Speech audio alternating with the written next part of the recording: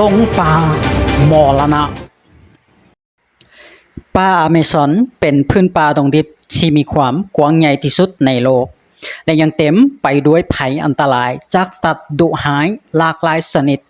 บ่ว่าจะเป็นเสือจากัวร์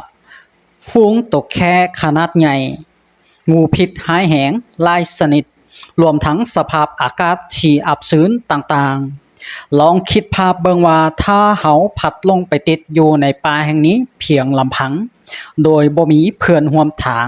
บ่มีเสบียงอาหารบ่มีอุปกรณ์หยังชีพบ่มีแม้แต่อาวุธป้องกันตัวเฮาจะสามารถเอาชีวิตรอดออกมาจากป่าอเมซอนนี้ได้หรือบ่แต่เชื่อบ่ว่าเคยมีคนพัดลงเข้าไปในป่าดงดิบแห่งนี้โดยบ่มีอาวุธป้องกันตัวและอาหารประทังชีวิตที่สำคัญกว่านั้นคือลาวเป็นเพียงเด็กหญิงที่มีอายุเพียงแต่17ปีเท่านั้นทุกคนจะรู้บ่ว่าลาวแม่นไผ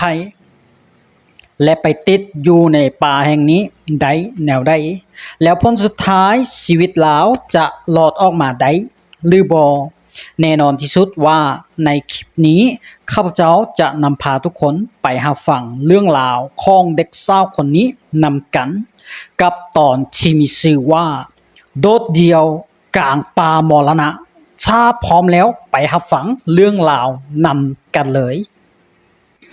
โดยจุดเริ่มต้นของเรื่องราวได้เริ่มต้นเกิดขึ้นอยู่ที่ประเทศเปรูซึ่งเด็กสาวผู้ที่ประสบกับเคราะห์ร้ายที่เป็นที่ตายในครั้งนี้นางมีชื่อว่าจูเลียนเกิบเก๋ลาวเป็นคนเชื้อสายเปรูโดยกำเนิดโดยมีพ่อและแม่ที่ประกอบอาชีพเป็นนักสัตววิทยาทั้งคู่โดยพวกเขาทั้งสองคนได้เฮ็ดเวียกที่หอพิพิธภัณฑ์แห่งหนึ่งในกรุงลิมาประเทศเปรูแต่ด้วยความที่ทั้งสองพ่อเมียคู่นี้มีความรักมักและสนใจในชีวิตสัตว์เป็นชีวิตจิตใจอยู่แล้วเมื่อจูเลียนผู้เป็นลูกสาวของพวกเขาอายุได้14ปี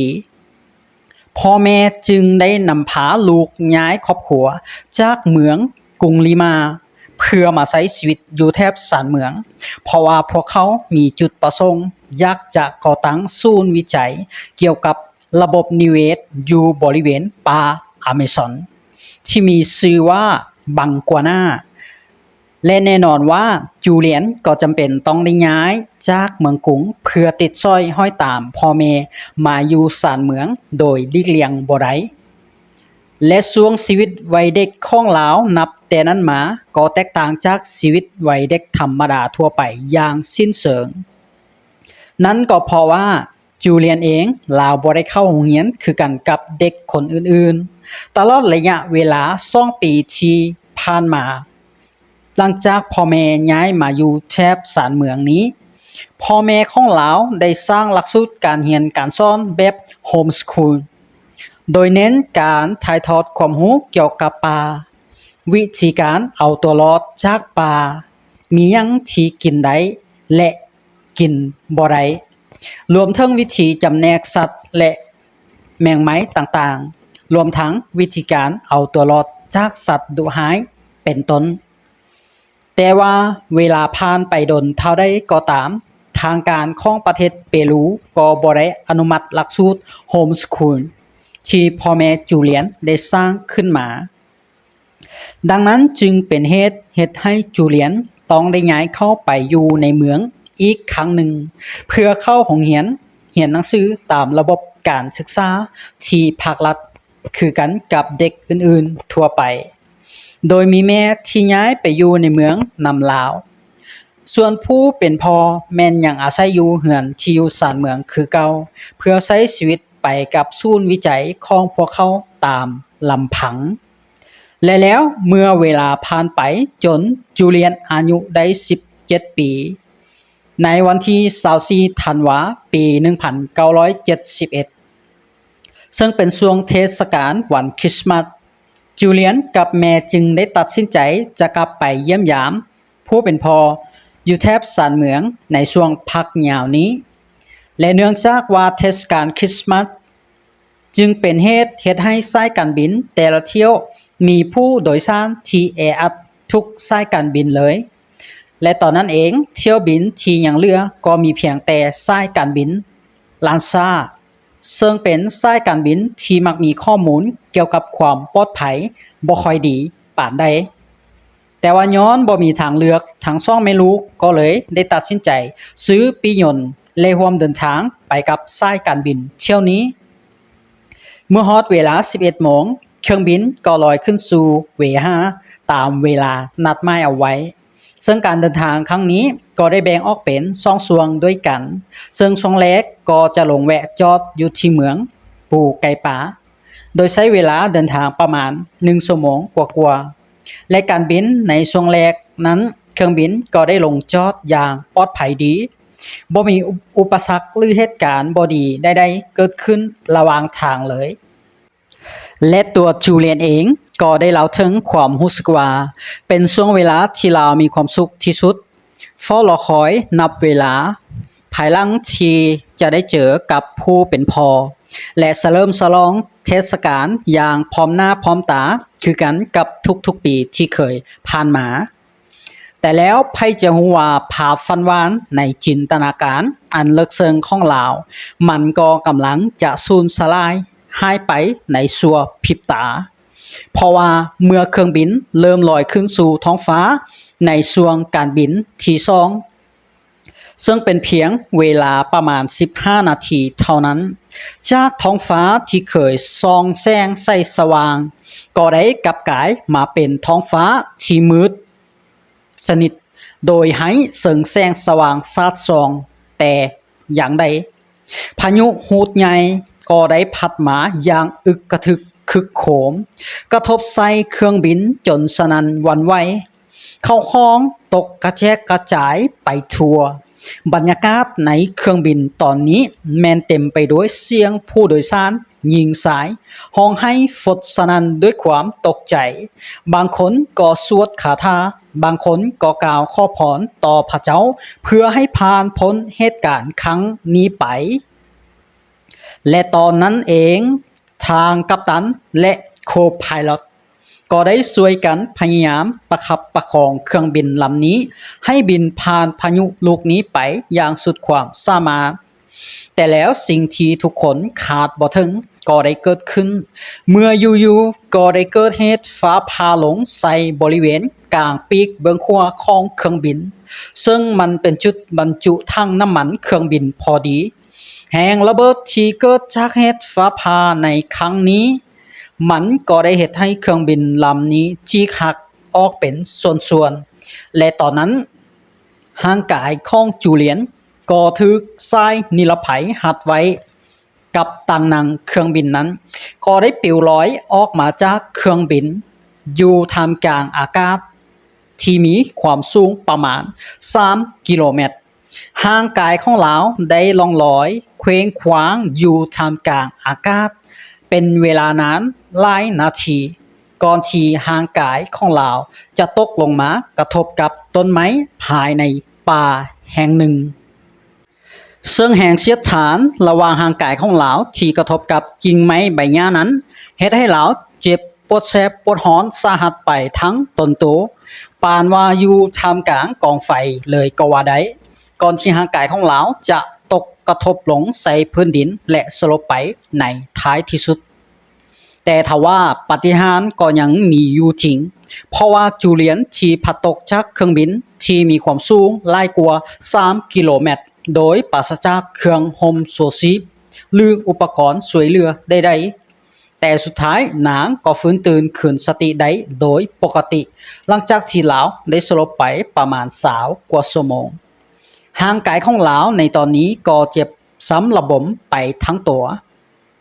และจ้างแหงกระแทกจากที่สูงลงสู่พื้นดินนั้นก็ได้เหตุให้กระดูกบ่าไหล่เบื้องหนึ่งของลาวหักและมีบาดแผลลึกบริเวณแขนซึ่งคาดว่าน่าจะถูกชิ้นส่วนที่ระเบิดจากเครื่องบินกระทบใส่ตาขวาของลาวบวมซ้ำจนเกือบเบิ่งยังบ่เห็นแถมร่างกายของลาวยังมีบาดแผลลอกไปทั้งต้นโตและเมื่อลาวลุกขึ้นเบิ่งไปรอบๆบริเวณก็ได้พบว่าลาวได้ตกมาอยู่ใจกลางของป่าดงดิบ Amazon อย่างโดดเดี่ยวเพียงลำพังโดยบ่มีห้องหอยผู้คนที่ร่วมเที่ยวบินนำกันเรือรอดมานำแม้แต่คนเดียวรวมทั้งแม่ของลาวด้วยและต่อจากนี้ไปก็คือจุดเริ่มต้นที่ลาวจะต้องได้ใช้วิสาเอาตัวรอดอยู่ในป่าที่พ่อแม่เคยสิซ้อนมาเป็นเวลาหลายปีซึ่งมาถึงตอนนี้ข้าพเจ้าอยากให้ผู้ฟังทุกคน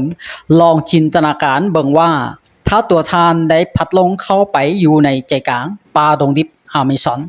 ที่มีสัตว์ดุร้ายหลากหลายชนิดและมากมายสายพันธุ์ท่านจะรู้สึกแนวใดแน่นอนว่ามันก็คงจะเป็นเรื่องที่น่าย้านกลัวที่สุดเลยแม่นบ่และแน่นอนว่าจูเลียนเองลาวก็รู้สึกหวาดกลัวบ่ต่างหยังกันเลยแต่ลาวก็ได้รวบรวมความกล้าตั้งสติแล้วลุกขึ้นยืนเพื่อนำพาร่างกายอันสุดโทรมของลาวให้เดินต่อไปเพื่อที่จะเอาชีวิตรอดจากป่าแห่งนี้ไปให้ได้และแล้วลาวก็คิดขึ้นได้ว่าพ่อแม่เคยสอนลาวไว้เสมอว่าถ้ามื้อหนึ่งที่ลาวเกิดพัดลงป่าก็ให้ลาวพยายามเสาะหาแม่น้ำให้เจอแล้วเดินลัดเลาะไปตามสายน้ำเรื่อยๆเรื่อยๆแล้วก็จะพบกับชุมชนผู้คนอาศัยอยู่เองจากนั้นลาวก็พาร่างกายอันบอบช้ำเดินบุป่าพาดงไปเรื่อยๆเพื่อตามหาแหล่งน้ำและก็พยายามฮ้องเอิ้นผู้เป็นแม่เป็นญาณๆไปพร้อมแกมกับเสียงฮ้องขอความช่วยเหลือจากผู้คนไปพร้อมแต่ความพยายามของลาวก็บ่ได้ผลแต่อย่างใดเพราะว่าเสียงที่ลาวส่งฮ้องขอความช่วยเหลือไปตามป่าจนคอแหบแต่ก็บ่มีวี่แววคนตอบรับแม้แต่อย่างใดเลยเมื่อถึงเวลาที่พระอาทิตย์กำลังจะลาลับขอบฟ้าลาวก็รู้สึกเมื่อยล้าหิวโหยอย่างหุนแหงพร้อมกันนั้นลาวเองก็บ่มีเสบียงอาหารติดตัวเลยแม้แต่ชิ้นเดียวสิ่งที่เราเฮ็ดได้ตอนนั้นก็คืออาศัยดื่มน้ำฝน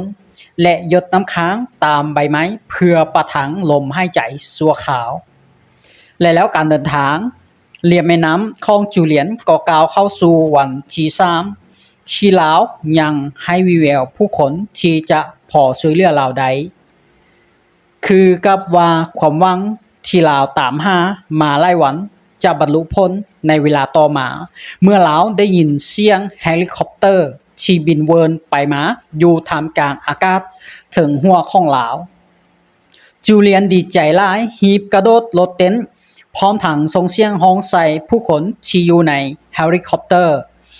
แต่ด้วยความที่จุดที่ลาวอยู่นั้นเป็นป่าดงตึบหนามีต้นไม้ใบหญ้าปกคลุมอย่างหนาแน่นนั้นจึงเฮ็ดให้ทีมเฮลิคอปเตอร์ที่ค้นหาผู้สูญหายจากเครื่องบินตกบ่สามารถที่จะเบิ่งเห็นหรือได้ยินเสียงของลาวแม้แต่น้อยเดียวนั้นจึงเป็นเหตุเฮ็ดให้ลาวต้องได้กลับมาเพิ่งพาตัวเองและนำใช้วิชาเอาตัวรอดที่เคยเรียนจากพ่อแม่อีกครั้งหนึ่งโดยลาวได้รับคำสอนจากพ่อแม่ว่าให้แกว่งโยนเกิบไปข้างหน้าก่อนที่จะย่างตามไปเพื่อเป็นการขับไล่สัตว์ดุร้ายหรือสัตว์พิษที่เฮาบ่สามารถแหนมเห็นให้มันตกใจและหนีไปก่อนที่เฮาจะย่างไปถึงแล้วก็เก็บเอาเกิบแกว่งไปเฮ็ดแบบนี้ไป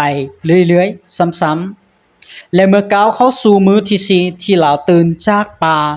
ลาวก็พบว่าร่างกายของลาวเต็มไปด้วยบาดแผลจากสัตว์มีพิษต่างๆอย่างมากมายกายกองและสิ่งที่น่าเป็นห่วงหลายกว่านั้นก็คือรอยบาดแผลใหญ่บริเวณแขนที่ถูกเศษซากเครื่องบินบาดนั้นก็มีแมงวันมาไข่ใส่ลาวจึงได้แต่อดทนกับความเจ็บปวดเพื่อบีบและรีดไข่แมงวันนั้นออกมาแต่มันก็บ่เป็นผลพอเท่าใดและเมื่อลาวมุ่งหน้าเดินทางต่อไประยะหนึ่งก็ได้ไปพบกับซากเศษเครื่องบินที่ตกลงมาพร้อมกับลาวเมื่อแง่นหน้าขึ้นเบิงท้องฟ้าก็ปรากฏเห็นฝูงตัวแหงที่บินเวินไปมาถึงหัวลาวจึงเฮ็ดให้ลาวคิดถึงคำสอนพ่อแม่ที่กล่าวว่า ถ้าเห็นตัวแหงบินเวินอยู่เขตใดแสดงว่าเขตนั้นจะต้องมีซากศพผู้คนหรือสัตว์ป่าที่ตายเน่าเหม็นอยู่บริเวณนั้นและเมื่อลาวยางสำรวจตามบริเวณอ้อมซากเครื่องบินไปเรื่อยๆสุดท้ายลาวก็ได้พบกับซากศพผู้คนนอนคว่ำหน้าอยู่เป็นจำนวนล่วงหลายและลาวก็ได้ฟื้นใจค่อยๆพลิกห่างกายที่ให้วิญญาณของแต่ละคนอย่างซาๆเพื่อซอกหาสิ่งจำเป็นที่จะสามารถกินประทังชีวิตของลาวได้และพร้อมเดียวกันนั้นลาวก็ลุ้นและภาวนาไปนำว่าขออย่าให้เจอศพของแม่เลยและเมื่อลาวได้สำรวจซากศพทั้งหมดแล้วก็ได้พบว่าห่างกายที่ให้วิญญาณของผู้เป็นแม่บ่ได้พบเห็นในที่นั้นนั่นจึงเฮ็ดให้ลาวอุ่นใจขึ้นมาในระดับหนึ่งว่าแม่ของลาวอาจจะยังมีลมหายใจอยู่ก็เป็นได้และสิ่งที่ลาวได้จากซากศพเหล่านั้นที่พอเป็นเสบียงอาหารประทังชีวิตได้นั้นก็มีเพียงแต่ข้าวนมอมท่งเดียวเท่านั้นเมื่อก้าวเข้าสู่มื้อที่6สำหรับการเดินทางอยู่กลางป่าดงดิบสุดท้ายลาวก็ได้ยินเสียงฮ้องของนกฮอดซินซึ่งลาวก็จำขึ้นใจว่าพ่อแม่เคยบอกสอนลาวว่านกชนิดนี้มักจะเฮ็ดรังอยู่แถบบริเวณแม่น้ำขนาดใหญ่ที่มีความอุดมสมบูรณ์นี่เองที่เป็นไฟประกายเฮ็ดให้จูเลียนมีความหวังว่าจะต้องได้พบกับสุมสนที่สามารถช่วยเหลือลาวให้มีชีวิตรอดต่อไปอย่างแน่นอนจากนั้นลาวก็เดินทางตามเสียงนกฮ้องไปเรื่อยๆและอีกบ่ดนก็ได้ไปพบกับแม่น้ำขนาดใหญ่ตามคาดหมายเอาไว้อีหลีแต่สิ่งที่น่าเศร้าใจก็คือลาวบ่ได้พบกับหมู่บ้านหรือผู้คนที่อาศัยอยู่บริเวณนั้นเลยแม้แต่คนเดียวแต่ลาวก็บ่ได้ลดละความพยายามลงเลยซึ่งยังคงมุ่งหน้าเลาะลงตามแม่น้ำนั้นต่อไปแต่ก็พบกับอุปสรรคเพราะว่าทางลัดเลาะแคมแม่น้ำนั้นก็ถูกแม่น้ำกลืนกินไปจนหมดลาวต้องได้ลุยน้ำไปถึงว่าจิตใจจะย้านกลัวต่อภัยอันตรายที่เบิ่งบ่เห็นเช่นตัวแค่ปลาปิรันญาที่จ้องจะกัดกินเนื้อนั่งของลาวได้ทุกเมื่ออยู่ในแม่น้ำแต่นี้ก็คือทางเลือกสุดท้ายของลาวในขณะนั้นเมื่อลาวลุยน้ำมาได้ระยะหนึ่งลาวก็ได้พบกับค้อนไม้ขนาดใหญ่ซึ่งขณะนี้เองข้าวนมของลาวที่ได้จากซากศพก็เริ่มหมดแล้วมาถึงตอนนี้ลาวคิดว่าชีวิตลาวก็เปรียบเหมือนก้อนหินที่แขวนอยู่ถึงเส้นไฟบางๆที่พร้อมจะขาดได้ทุกเมื่อและคงบ่มีหยังจะเสียหายไปกว่านี้แล้วลาวก็เลยตัดสินใจลอยน้ำเข้าไปหาค้อนไม้นั้นแล้วก็ปีนป่ายขึ้นไปนอนถึงค้อนไม้ปล่อยให้กระแสน้ำพัดพาไปตามยัตถากรรมแล้วแต่พระเจ้าจะลิขิตชีวิตของลาวต่อไปและนับว่าปาฏิหาริย์ได้เกิดขึ้นกับจูเลียนอีกครั้งหนึ่งเมื่อลาวได้ล่องลอยอยู่กลางแม่น้ำเป็นเวลาหลายวันหลายคืนจนก้าวเข้าสู่มื้อที่9ที่ลาวตกจากเครื่องบินมรณะสุดท้ายห่างกายของลาวก็ถูกค้อนไม้สัตว์เจมาติดแขมฝั่งแม่น้ำแห่งหนึ่งซึ่งตอนนี้ลาวรู้สึกดีใจหลายเมื่อลาวมื่นตาขึ้นแล้วได้พบกับเรือไม้เก่าๆน้อยๆลำหนึ่งที่จอดเทียบท่าบริเวณใกล้ๆบอนที่ลาวมาจอดอยู่เมื่อเห็นแนวนั้นลาวจึงได้ตะเกียกตะกายประคับประคองห่างกายอันบอบช้ำให้เซิงเหี่ยวแหงออกไปสำรวจเบิงบริเวณรอบๆเพื่อหวังว่าจะได้พบกับผู้คนที่เป็นเจ้าของเรือและจะได้ขอความช่วยเหลือจากเขาเมื่อลาวย่างไปเรื่อยๆก็ได้พบกับตูบน้อยเก่าๆหลังหนึ่งที่ตั้งอยู่กลางป่าซึ่งตอนนั้นลาวรู้สึกดีใจหลายจึงได้เดินทางเข้าไปในตูบหลังนั้นแต่ทว่าบ่ได้มีผู้คนอาศัยอยู่เลยแม้แต่คนเดียว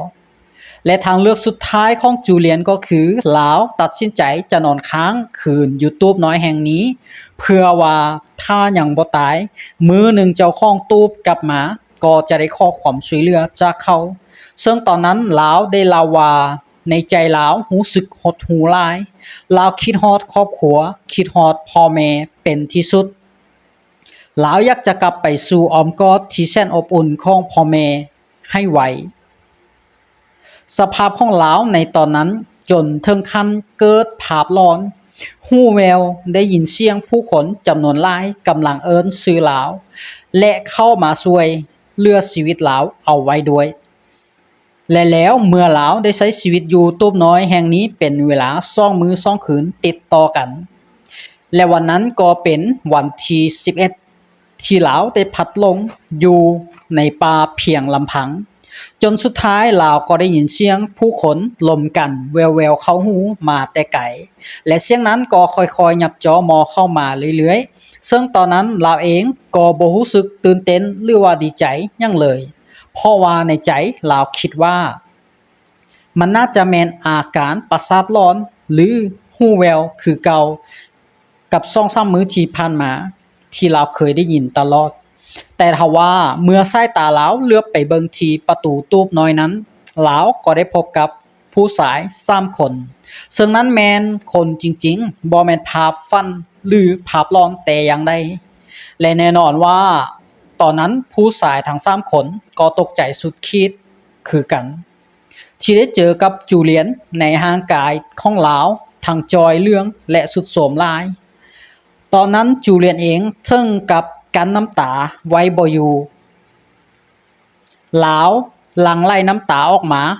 อย่างบ่รู้สึกตัวทั้งว่าลาวจะบ่เคยพบเห็นชายทั้ง3คนนั้นมาก่อนเลยก็ตามแต่นั้นก็เป็นการพบเห็นคนแปลกหน้าที่เฮ็ดให้ลาวมีความสุขที่สุดในชีวิตเลยต่อจากนั้นชายแปลกหน้าทั้ง3คนก็ได้เข้าไปช่วยเหลือลาวโดยการแบ่งอาหารให้ลาวกินและปฐมพยาบาลในขั้นเบื้องต้นก่อนแล้วก็ได้แบกร่างกายที่จอยพร้อมของลาวนำส่งโรงหมอที่อยู่ใกล้เคียงโดยด่วนในรุ่งเช้ามื้อต่อมาหลังจากที่ลาวได้รับความช่วยเหลือจนถึงโรงหมอแล้วอยู่ๆก็มีเสียงเปิดประตูดังขึ้นพร้อมกับการปรากฏตัวของชายคนหนึ่งที่แล่นเข้ามากอดลาวเอาไว้อย่างแน่นซึ่งชายคนดังกล่าวก็คือท้าวฮันวินแฮมผู้เป็นพ่อของจูเลียนนั่นเองและนั้นเป็นห่วงนาทีที่ลาวมีความสุขที่สุดในตอนนั้นทั้งสองพ่อลูกกอดกันอย่างแน่นน้ำตาไหลนองอาบซ่องแก้มด้วยความดีใจบ่มีคำเว้าคำจาใดๆเล็ดลอดออกมาจากปากทั้งสองคนเลยแม้แต่คำเดียวและพ้นจากการรายงานเหตุเครื่องบินตกในป่าอเมซอนของเที่ยวบินลานซ่า508ที่ประกอบไปด้วยผู้โดยสาร85คนและลูกเรืออีก6คนรวมทั้งหมดเป็น91คนมีผู้รอดชีวิตเพียงแต่คนเดียวซึ่งคนนั้นก็คือจูเลียนเกิบเกหญิงสาววัยอายุ17ปีคนนี้นั่นเองซึ่งปาฏิหาริย์เหตุการณ์รอดตายของลาวในครั้งนี้ก็ได้กลับกลายเป็นข่าวกระแสที่โด่งดังไปทั่วประเทศและมันก็ได้ส่งผลให้ลาวกลายเป็นคนที่มีชื่อเสียงภายในชั่วข้ามคืนเท่านั้นและก็ได้มีทีมข่าวหลากหลายสำนักที่ได้เข้ามาสัมภาษณ์สอบถามถึงเรื่องราวเหตุการณ์ที่ลาวเอาชีวิตรอดอยู่ในป่ามรณะอเมซอนเป็นเวลา11วันอย่างโดดเดี่ยวและหลังจากเวลาผ่านไปจูเลียนก็ได้เติบใหญ่ขึ้นมาแต่ว่าเรื่องราวเหล่านั้นก็บ่เคยลืมเลือนไปจากหัวสมองนั่นเป็นสาเหตุที่เฮ็ดให้ลาวกลายเป็นคนที่ย้านเครื่องบินและเมื่อลาวเรียนจบชั้นปริญญาสุดท้ายลาวก็ได้กลายเป็นนักสัตววิทยาตามที่พ่อแม่ของลาวได้คาดหวังเอาไว้อีกด้วยและเมื่อเวลาได้ผ่านนานไปจนถึงปี 1998 ซึ่งเป็นเวลานานถึง27ปีนับจากมื้อที่ลาวตกจากเครื่องบินในตอนนั้นลาวก็ได้มีโอกาสเดินทางกลับไปที่จุดเกิดเหตุอีกครั้งหนึ่งเพื่อถ่ายทำสารคดีหนังสั้นการเอาตัวรอดในป่าของลาวและล่าสุดในปี 2011 ที่ผ่านมาจูเลียนก็ได้ทำการรวบรวมประสบการณ์ของลาวทั้งหมดมาเขียนเป็นหนังสือชีวประวัติของลาวขึ้นมา เพื่อที่จะเล่าถึงประสบการณ์ความรู้สึกสิ้นหวังในช่วงเวลาที่ลาวพัดลงอยู่ในป่าแห่งนั้นยาวนานถึง11 วันแต่ตัวลาวก็ได้พยายามและต่อสู้จนเอาชีวิตรอดมาจากเหตุการณ์ครั้งนั้นได้และลาวก็คิดว่าเรื่องราวที่ลาวได้เขียนมันน่าจะเป็นแรงบันดาลใจและกำลังใจให้ผู้คนที่กำลังท้อแท้สิ้นหวังกับการดำรงชีวิตในแต่ละวันและทั้งหมดนี้ก็เป็นเรื่องราวการเอาชีวิตรอดจากป่ามรณะAmazon ของผู้หญิงตัวน้อยๆอายุ17 ปีที่ทางทีมงานนักเล่าเรื่อง Storyteller ได้นำมาฝากทุกๆคนและถ้าหากว่าเรื่องราวที่ข้าพเจ้าได้นำมาเล่านี้มีข้อมูลตกหล่นหรือผิดพลาดประการใดทางทีมงานก็ต้องขออภัยมาณที่นี้ด้วยก่อนจากกันวันนี้อย่าลืมกดไลค์กดแชร์กด Subscribe กดใจเพื่อเป็นกำลังใจให้แก่ทีมงานขอให้ทุกคนมีความสุขและประสบความสำเร็จในชีวิตสบายดี